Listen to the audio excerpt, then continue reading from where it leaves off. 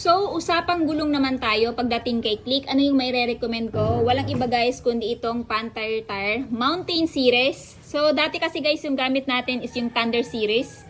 So, ayun, pwede siya sa pang off-road at pwede din siya sa on-roads or fave roads. So, yung kinaganda kasi dito sa, ayan, Mountain Series guys, napakakapit nito sa cornering. At the same time, napakakapal din ng tire ni Panther Tire. So, this one guys is made in Thailand.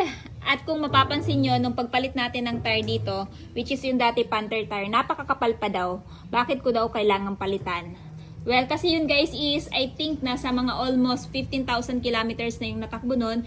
Pero sabi nila makapal pa rin daw. Pero since, ayan, mag-travel tayo, maglo-long ride tayo, pinalitan ko na para mas sure. So kung gusto nyo ng tire na makapal, matagal, mapudpod, well, itong Panther Tire na ito yung may re-recommend ko. Aside nga pala sa scooter, meron din sila pang, ayan, pang sniper, pang NMAX, pang ADB. So, kahit anong klase ng motor, meron si Panther Tire na gulong para doon. Kaya naman guys, ayan, sa gulong, ito talaga yung may re-recommend ko, Panther Tire de kalidad, proven and tested ko na. So, kung interested kayo, idadrop ko na lamang yung link nito dyan sa baba.